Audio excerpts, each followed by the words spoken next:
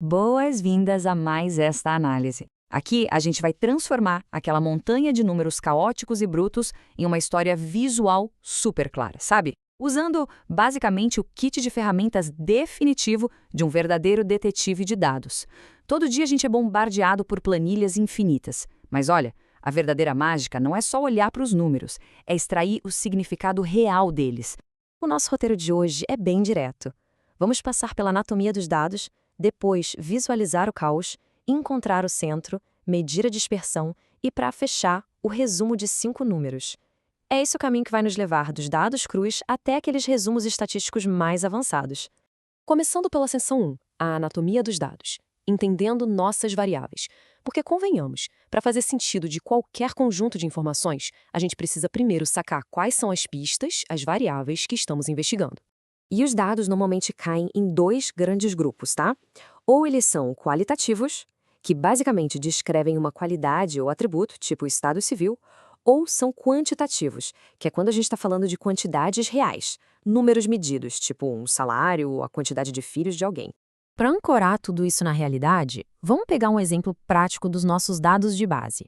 A companhia MB. Olha essa amostra com 36 funcionários do Departamento de Orçamento. É muito legal ver como as coisas se misturam aqui. A gente tem variáveis qualitativas, como o estado civil e a educação, dividindo espaço com as métricas quantitativas, como o salário, que aqui está sendo medido em salários mínimos. É a vida real em forma de tabela. Seção 2. Visualizando o caos. Dando forma a números brutos. Com esses dados na mão, a gente precisa organizar tudo visualmente, senão vira só uma parede de números assustadora e impossível de ler. Quando a gente esbarra em dados quantitativos contínuos, tipo salários que tem até os centavos, bom, olhar valor por valor não ajuda em nada. Então, a gente aplica 3 passos bem simples. Escolhemos intervalos, agrupamos os valores contínuos dentro dessas faixas e, por fim, contamos a frequência. A dica de ouro da literatura é usar de 5 a 15 classes. Assim, a gente cria uma tabela de frequência super prática e não perde a tendência geral de vista. É simplesmente fascinante a rapidez com que um gráfico de barras joga uma verdade na nossa cara. Pegando a nossa variável qualitativa de educação, uma batida de olho já mostra que metade do departamento de orçamento tem o ensino médio. O nosso cérebro lê essa altura vertical infinitamente mais rápido do que qualquer tabela cheia de números. Agora, pegando exatamente esses mesmos dados e jogando num gráfico de setores, a famosa rosca ou pizza, a gente capta instantaneamente a proporção do todo. É perfeito para bater o olho e pensar, 16,7% do pessoal tem ensino superior. Fica muito mais intuitivo do que contar cabeça por cabeça, não é mesmo? Mas e quando a gente quer visualizar aqueles salários contínuos que acabamos de agrupar? Aí entra o histograma. Diferente do gráfico de barras normal, as barras aqui são coladinhas umas nas outras. E o detalhe matemático brilhante é que a área de cada retângulo, não só a altura, é que condensa visualmente a densidade dos dados. Vamos para a seção 3, encontrando o centro. Onde os dados se agrupam. É hora de pegar nossa lupa de investigador e descobrir onde está o centro típico dessa confusão toda.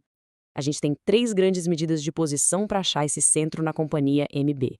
A moda, que é basicamente o valor que mais se repete, a mediana, que é o número que fica exatamente no meio da fila quando a gente organiza tudo, e a média, que todo mundo conhece, pegando o bolo todo e dividindo em fatias iguais. E aí vem aquela pulga atrás da orelha. Com 3 ferramentas diferentes, qual delas a gente escolhe? Porque o centro da distribuição nem sempre é um lugar tranquilo. E especialmente quando temos uns números meio absurdos escondidos lá nas pontas. O segredo aqui se chama robustez. A mediana acaba sendo uma aposta muito mais segura do que a média. Por quê? Porque ela não se deixa influenciar facilmente por um valor extremo, um outlier. Imagina que o presidente da empresa tem um salário astronômico. A média vai lá para o teto, mas a mediana não. Ela continua ali, plena e inabalável, representando a realidade da maioria. Seção 4. Medindo a dispersão. O perigo da média. Descobrir o centro é ótimo, claro, mas definitivamente não é o bastante. A gente precisa entender o quão espalhados esses dados estão de verdade.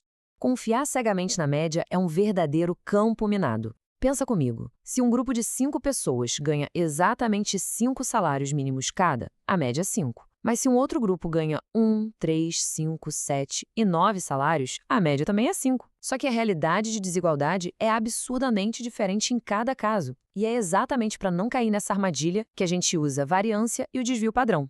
Dá uma olhada nesse número destacado aqui, 4,40. Esse é o desvio padrão dos salários lá da companhia MB. Trazendo para a vida real, é como se fosse a margem de erro média que a gente comete ao assumir que todo mundo ali ganha o salário médio. Quanto maior for esse número, mais bagunçada e espalhada a realidade está longe do centro. Chegamos na seção 5. O resumo de 5 números. Construindo o box plot. Vamos juntar toda essa investigação em uma das ferramentas visuais mais elegantes que a estatística já criou. Em vez de ficar tentando ler dezenas de salários avulsos, a gente simplesmente enfileira esses dados e corta em 4 pedaços iguais. Isso nos dá 5 marcos muito bem definidos: o valor mínimo, o primeiro quartil, o Q1, a mediana bem ali no meio, o terceiro quartil, o Q3 e, claro, o valor máximo. Com apenas esses 5 números, a gente consegue resumir toda a pirâmide salarial da empresa. Esses elementos montam perfeitamente o esqueleto de um box plot.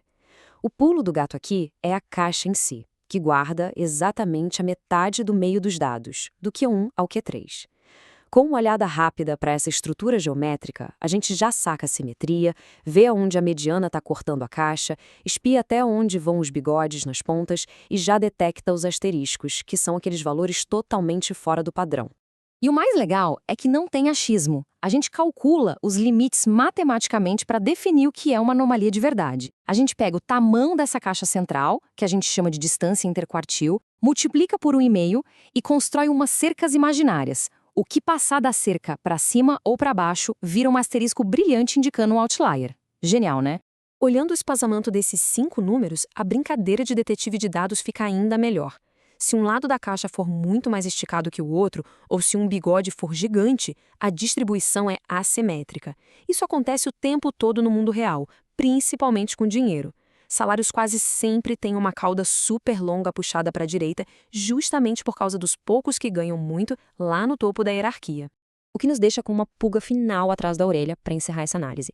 Quando a vida real joga na nossa cara dados completamente caóticos e assimétricos, como descobrir os segredos deles? Usar transformações matemáticas, tipo aplicar um logaritmo, pode puxar esses extremos de volta e clarear tudo. Então fica a pergunta: de que outras formas a modelagem matemática do caos pode revelar histórias elegantes e invisíveis nos nossos números do dia a dia? Muito obrigada por acompanhar mais esta investigação. Até a próxima!